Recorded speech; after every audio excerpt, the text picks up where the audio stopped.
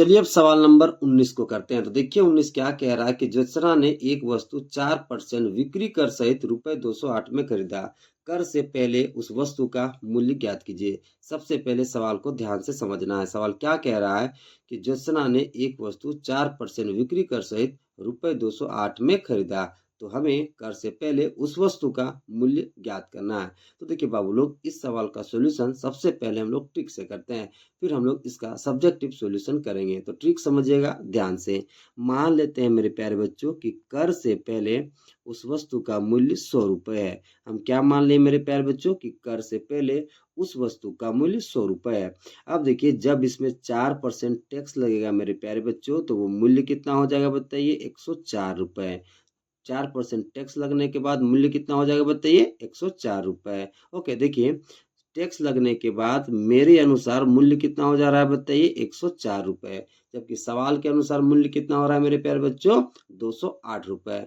तो मेरे अनुसार जो टैक्स लगने के बाद मूल्य आया है और जो सवाल में टैक्स लगने के बाद मूल्य आया है, ये दोनों मूल्य आपस में बराबर हो जाएगा।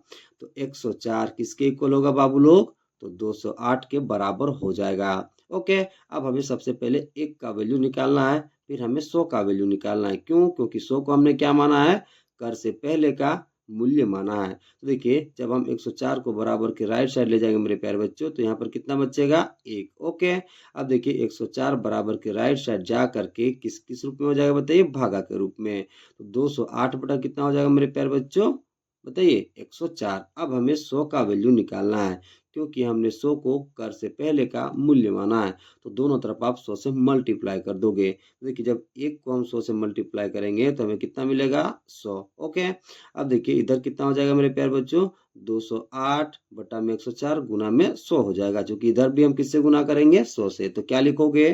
तो लिखोगे 208 बट्टा में 104 और गुना में 100। काटिए मेरे प्यारे बच्चों।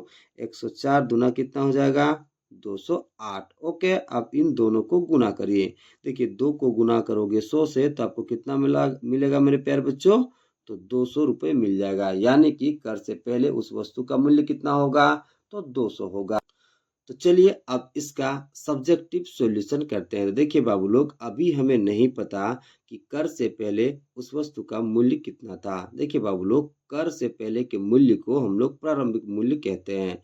तो हम लोग मान लेते हैं मेरे प्यारे बच्चों कि कर से पहले उस वस्तु का मूल्य 100 रुपए था। फिर हम लोग आगे सॉल्यूशन करेंगे। तो देखिए मेरे प्यारे बच्चों, कर से पहले के मूल्य को क्या बोलते हैं हम लोग? प्रारंभिक मूल्य। तो हम लोग मान लेंगे कि प्रारंभिक मूल्य बराबर 100 रुपए है। तो सबसे पहले उसे लिख लोगे। तो क्या लिखोगे? तो लिखोगे मेरे प्यारे बच्चों, माना कि प्रारंभिक मूल्य कितना मान लोगे मेरे प्यारे बच्चों? 100 रुपए। कितना मान लोगे? 100 रुपए। अब देखिए मेरे प्यारे बच्चों, हमने प्रारंभिक मूल्य को क्या माना? 100 रुपए। देखिए हमने प्रारंभिक मूल्य को मान लिया 100 रुपए। अब देखिए इसमें जब 4% टैक्स लगेगा मेरे प्यारे बच्चों, तो ये मूल्य कितना हो जाएगा बताइए? 104 रुपए। कितना हो जाएगा बताइए? 104 रुपए। अब जरा समझिए मेरे प्यारे बच्चों, ये जो 104 रुपए है ये कर सहित मूल्य है, और ये जो आपका 100 रुपए है ये कर रहित मूल्य है। तो इसको लिखोगे कैसे मेरे प्यारे बच्चों? तो लिखोगे, चूंकि रुपए 104 कर सहित मूल्य है, कर सहित मूल्य है, जबकि 100 रुपए प्रारंभिक मूल्य है। तो क्या लिखोगे? जबकि प्रारंभिक मूल्य बराबर कितना मान लिए हो मेरे प्यारे बच्चों? तो हमने 100 रुपए मान लिया है। अब देखिए मेरे प्यारे बच्चों, हमें रुपए 208 का वैल्यू निकालना है। ओके, तो 208 रुपए का वैल्यू निकालने के लिए सबसे पहले हमें 1 रुपए कर सहित मूल्य का वैल्यू निकालना पड़ेगा। ओके, तो क्या लिखोगे? तो लिखोगे मेरे प्यारे बच्चों, देखिए हमें 1 रुपए कर सहित मूल्य का वैल्यू निकालना है। तो 104 को हमें बराबर के राइट साइड ले जाना पड़ेगा। ओके, तो जब 104 को हम बराबर के राइट साइड ले जाएंगे मेरे प्यारे बच्चों, तो 104 भागा के रूप में हो जाएगा। तो क्या लिखोगे? तो देखिए मेरे प्यारे बच्चों, जब 104 बराबर के राइट साइड चला जाएगा तो ये कितना बचेगा? 1। ओके, तो क्या लिखोगे? रुपए 1 कर सहित मूल्य है जबकि प्रारंभिक मूल्य। ओके, अब देखिए 104 बराबर के राइट साइड आ जाएगा तो किस रूप में हो जाएगा, भागा के रूप में। तो आपको कितना मिलेगा, 100 बट्टा में 104। मेरे प्यारे बच्चों, हमें रुपए 208 का वैल्यू निकालना है, तो दोनों तरफ आप 208 गुना कर दोगे। ओके, तो देखिए क्या लिखोगे, इसलिए आप एक में 208 गुना करोगे तो आपको कितना मिल जाएगा मेरे प्यारे बच्चों, 208। तो क्या लिखोगे, रुपए 208 कर सहित मूल्य है जबकि प्रारंभिक मूल्य बराबर आपको कितना मिलेगा मेरे प्यारे बच्चों, देखिए पहले से कितना था, 100 बट्टा 104। अब दोनों तरफ आप क्या कर रहे हो, गुना बताइए, 208। ओके, तो इधर आपको कितना मिल जाएगा, 100 बट्टा 104 गुना में आपको 208 मिल जाएगा। ओके, इसे काटिए मेरे प्यारे बच्चों, 104 गुना कितना हो जाएगा, 208। ओके, अब देखिए यहाँ पर कितना बचा है, 100 गुना में 2। ओके, अब इन दोनों को गुना करिए।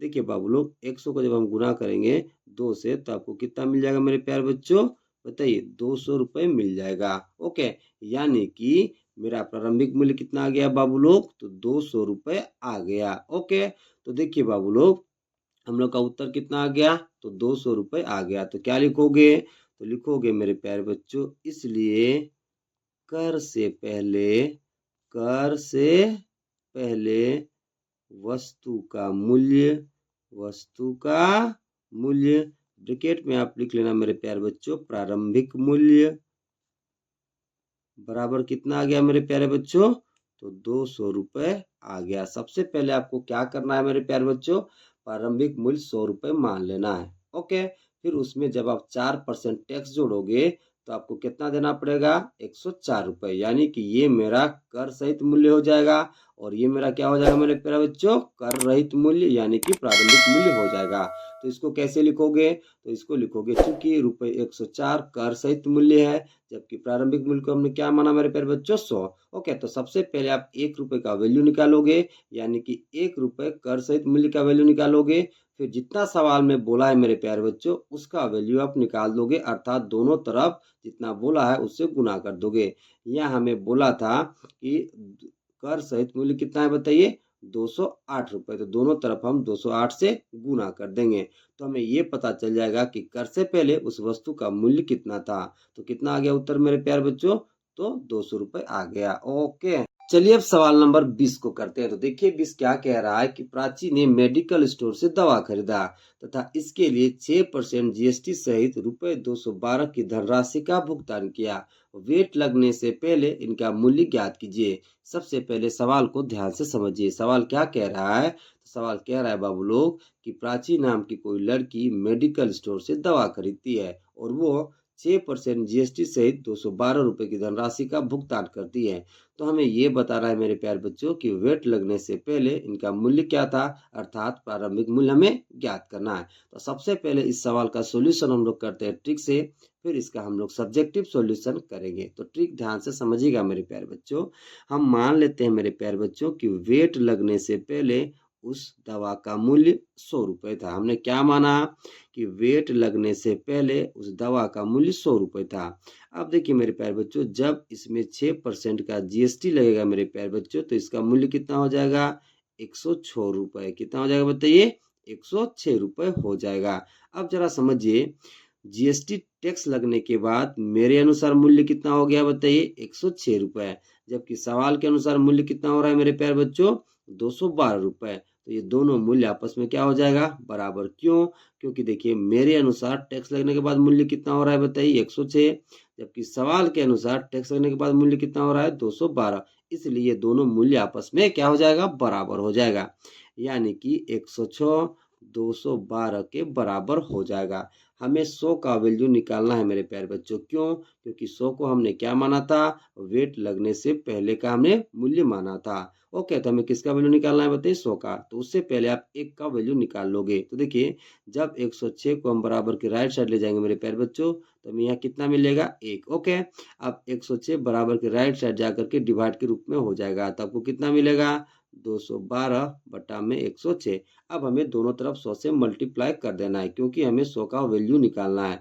100 को हमने क्या माना था मेरे प्यारे बच्चों, वेट लगने से पहले का मूल्य। तो दोनों तरफ आप 100 से गुना कर दोगे। ओके, अब देखिए 1 को 100 से गुना करोगे तो कितना मिलेगा, 100। ओके, इधर भी 100 से गुना कर दीजिए तो कितना मिलेगा, तो मिलेगा मेरे प्यारे बच्चों 212 बटा में 106 गुना में 100। अब देखिए मेरे प्यारे बच्चों काटिए इसे। ओके, देखिए 106 दूना कितना हो जाएगा बताइए 212। ओके, अब इन दोनों को गुना करोगे तो आपको कितना मिल जाएगा मेरे प्यारे बच्चों 200 रुपये। कितना मिल जाएगा बताइए 200 रुपये। यानी कि वेट लगने से पहले उस दवा का मूल्य कितना होगा मेरे प्यारे बच्चों, तो 200 रुपये होगा। अब चलिए इसका सब्जेक्टिव सॉल्यूशन करते हैं। तो देखिए मेरे प्यारे बच्चों, अभी हमें नहीं पता कि वेट लगने से पहले उस दवा का मूल्य कितना था, तो हम मान लेते हैं मेरे प्यारे बच्चों कि वेट लगने से पहले उसका मूल्य 100 रुपये था। अब देखिए वेट लगने से पहले के मूल्य को हम लोग प्रारंभिक मूल्य बोलते हैं। क्या बोलते हैं मेरे प्यारे बच्चों, प्रारंभिक मूल्य बोलते हैं। तो हम लोग क्या मान लेंगे कि माना कि प्रारंभिक मूल्य बराबर 100 रुपये। ओके, फिर हम लोग सॉल्यूशन आगे करेंगे। ओके, तो सबसे पहले आप लिखोगे, क्या लिखोगे बाबू लोग, तो सबसे पहले लिखोगे माना कि प्रारंभिक मूल्य बराबर कितना मान लोगे मेरे प्यारे बच्चों, तो मान लोगे 100 रुपये। कितना मान लोगे बताइए, 100 रुपये आप मान लोगे। अब जरा समझिए, देखिए जब 100 रुपये में 6% जीएसटी जुटेगा मेरे प्यारे बच्चों, तो इसका मूल्य कितना हो जाएगा बताइए 106 रुपये। यानी कि ये जो 106 है ये कर सहित मूल्य है। ये क्या है बताइए, 106 कर सहित मूल्य है। जबकि ये 100 है मेरा प्रारंभिक मूल्य है या फिर कर से पहले का मूल्य है। तो इसको कैसे लिखोगे मेरे प्यारे बच्चों, तो सबसे पहले लिखोगे चूंकि रुपये 106 कर सहित मूल्य है, कर सहित मूल्य है, जबकि प्रारंभिक मूल्य को हमने क्या माना है मेरे प्यारे बच्चों, 100। कितना माना है बताइए 100 रुपये। अब जरा समझिए मेरे प्यारे बच्चों, हमें 6% जीएसटी सहित रुपये 212 का वैल्यू निकालना है। तो वो कैसे निकाल पाओगे जरा समझिएगा। सबसे पहले आप ₹1 कर सहित का मूल्य निकालोगे। क्या निकालोगे बताइए, ₹1 कर सहित का मूल्य निकालोगे। ओके, तो उसके लिए क्या करना पड़ेगा, तो 106 को हमें बराबर के राइट साइड ले जाना पड़ेगा। फिर हम दोनों तरफ जब 6% जीएसटी सहित 212 हम दोनों तरफ गुना कर देंगे तो हमें वेट लगने से पहले उस दवा का मूल्य का पता चल जाएगा। तो सबसे पहले आप 1 रुपये का वैल्यू निकालोगे। ओके, तो उसके लिए क्या करना पड़ेगा, तो 106 को हमें बराबर के राइट साइड ले जाना पड़ेगा।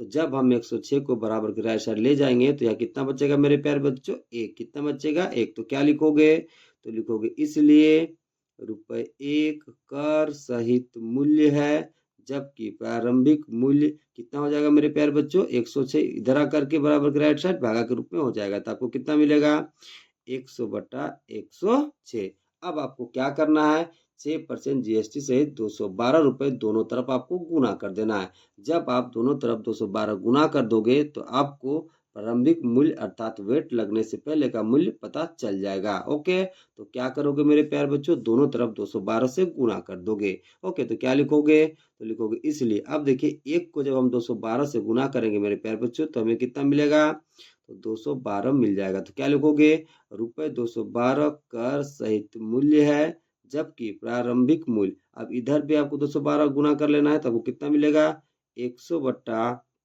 106 गुना में 212। ओके, अब इन दोनों को काटिए बाबू लोग। तो देखिए 106 गुना कितना हो जाएगा बताइए 212। ओके, अब इन दोनों को गुना करिए तो आपको कितना मिलेगा बताइए 200 रुपये। कितना मिल जाएगा बाबू लोग, तो 200 रुपये मिल जाएगा। अर्थात वेट लगने से पहले उस दवा का मूल्य कितना था मेरे प्यारे बच्चों, तो 200 रुपये था। ओके, तो क्या लिखोगे, तो लिखोगे इसलिए वेट लगने से पहले